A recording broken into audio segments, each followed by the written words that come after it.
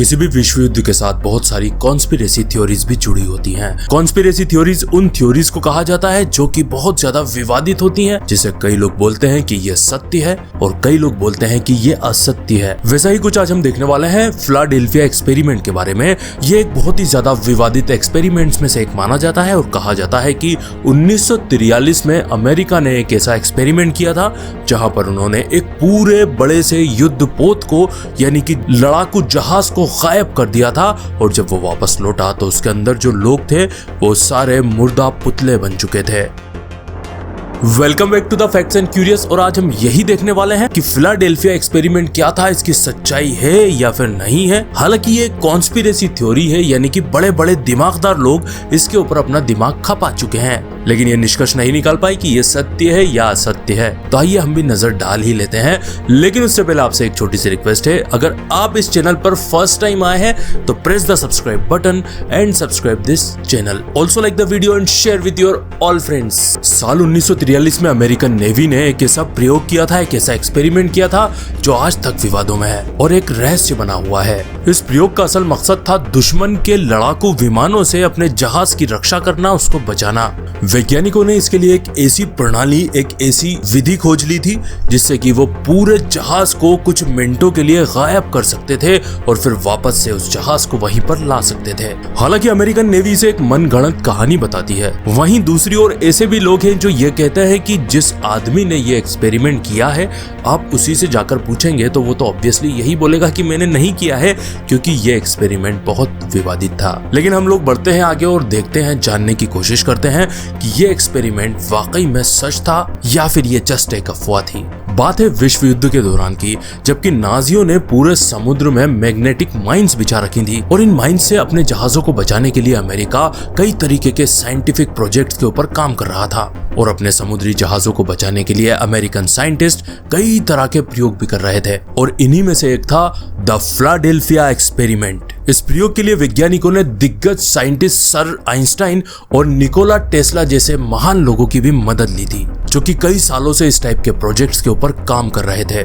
इस प्रयोग के लिए वैज्ञानिकों ने इलेक्ट्रोमैग्नेटिक और रडार वेव्स टेक्नोलॉजी की मदद ली, जिससे समुद्र में जहाजों को कुछ मिनट के लिए गायब किया जा सके। जहाज के अंदर निकोला टेस्ला के जीरो टाइम रेफरेंस जनरेटर का भी इस्तेमाल किया गया था। एक्सपर्ट का मानना है कि यह तकनीक धरती के ऊपर मैग्नेटिक फील्ड्स को लॉक कर देती है, जिसकी वजह से किसी भी ट्रैकिंग डिवाइस का उसको ढूंढ पाना इम्पॉसिबल था। इससे पहले ये एक्सपेरिमेंट, ये प्रयोग निकोला टेस्ला ने एक छोटे जहाज के ऊपर भी किया था और जिसमें उन्हें सफलता भी मिली थी। लेकिन जब इस प्रयोग को करने की बारी एक बड़े लड़ाकू जहाज के ऊपर आई, तब वो पीछे हट गए थे। उन्हें ऐसा लगता था कि शायद ये मुमकिन नहीं हो सकता। तो अब बात करते हैं कि आखिर ये एक्सपेरिमेंट, ये प्रयोग कैसे किया गया और क्या परिणाम आए। 24 अक्टूबर 1943 में वैज्ञानिकों ने एक्सपेरिमेंट को एक लड़ाकू जहाज जिसका नाम था USS एल्ड्रिच, उस पर करने की ठान ली थी। इस प्रयोग को फिलाडेल्फिया डॉकयार्ड के ऊपर परफॉर्म किया गया था। वैज्ञानिकों ने इस जहाज के चारों तरफ कई हजार वोल्ट के इलेक्ट्रोमैग्नेटिक कॉइल लगा दिए ताकि नाजी के बिछाए मैग्नेटिक साइंस को चकमा दिया जा सके। जहाज पर लगाए गए जनरेटर की मदद से धीरे धीरे बिजली के वोल्टेज बढ़ाए जाने लगे। जैसे ही बिजली की वोल्टेज 3.5 मिलियन के ऊपर पहुंची, एक हरी रोशनी निकली और जहाज गायब हो गया, और यहाँ तक कि वो जहाज रडार से भी गायब हो चुका था। हालांकि कुछ लोगों का बोलना है कि जहाज जब गायब हुआ था उस टाइम पर थोड़ी देर बाद वो वर्जीनिया में दिखाई दिया था, तब भी वो वहां से थोड़ी देर में फिर से गायब हो चुका था। 24 घंटों के बाद वो जहाज वापस से फिलाडेल्फिया डॉक पर दिखाई दिया। लेकिन जब लोग उस जहाज के करीब पहुंचे तो नजारा जो उन्होंने देखा वो दिल दहला देने वाला था, क्योंकि जो जहाज के क्रू मेंबर्स थे, यानी कि वहां पर जो लोग मौजूद थे, वो सब मरे पड़े थे।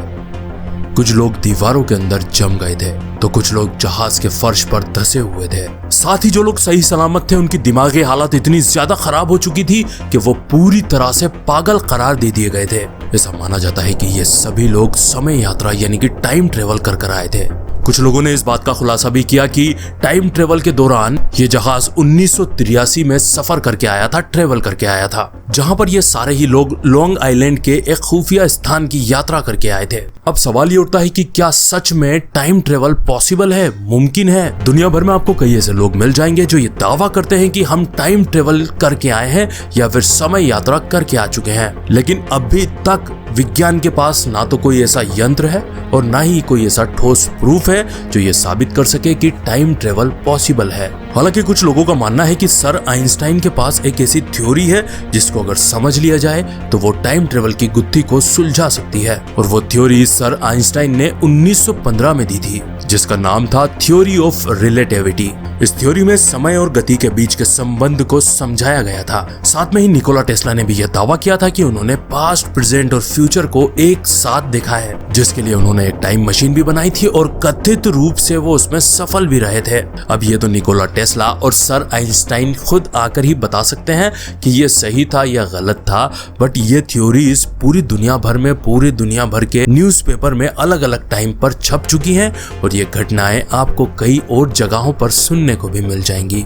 आइए अब जानते हैं कि जिस एक्सपेरिमेंट की हम बात कर रहे हैं, यानी कि फिलाडेल्फिया एक्सपेरिमेंट की, उसका सच क्या है। इस घटना का पहला खुलासा कार्ल एलेंडे नाम के एक व्यक्ति ने किया था। 1956 में कार्ल एलेंडे ने इस एक्सपेरिमेंट का खुलासा करते हुए एक वैज्ञानिक मॉरिस के जेसप को 50 खत लिखे, और अपनी बात की सत्यता को साबित करने के लिए उन्होंने उन खत में 2 ऐसे लोगों के नाम भी लिखे थे जो इस एक्सपेरिमेंट के चश्मदीद थे। साथ में कार्ल एलेंडे का यह भी मानना था कि इस एक्सपेरिमेंट में आइंस्टाइन की अनफील्ड थ्योरी का यूज किया गया था। हालांकि कार्ल एलेंडे ने ये जो दावा किया था इसका कोई ठोस सबूत नहीं मिला, इसलिए इसे एक मनगढ़ंत कहानी मानते हुए लोगों ने भुला दिया। इसके बाद साल 1983 में एक अमेरिकी नेवल ऑफिसर एल ब्लैक ने यह दावा किया कि वो इस एक्सपेरिमेंट के दौरान उसी जहाज पर मौजूद थे और वो समय की यात्रा भी कर आए थे। और साथ में उनका यह भी दावा था कि अमेरिकी सरकार, अमेरिकी गवर्नमेंट के साथ टाइम ट्रेवल में किए गए कई प्रोजेक्ट्स का वो हिस्सा भी रह चुके हैं। जनवरी 1988 में जब द फिलाडेल्फिया एक्सपेरिमेंट नाम की एक फिल्म बनी तो उनकी याददाश्त वापस आने लगी। उसके बाद इस नोवेल ऑफिसर ने अपने कई अलग अलग इंटरव्यूज में इस एक्सपेरिमेंट से जुड़े कई कड़वे सच का भी खुलासा किया, लेकिन फिर भी लोगों ने कहा कि इनकी बात में कोई दम नहीं है।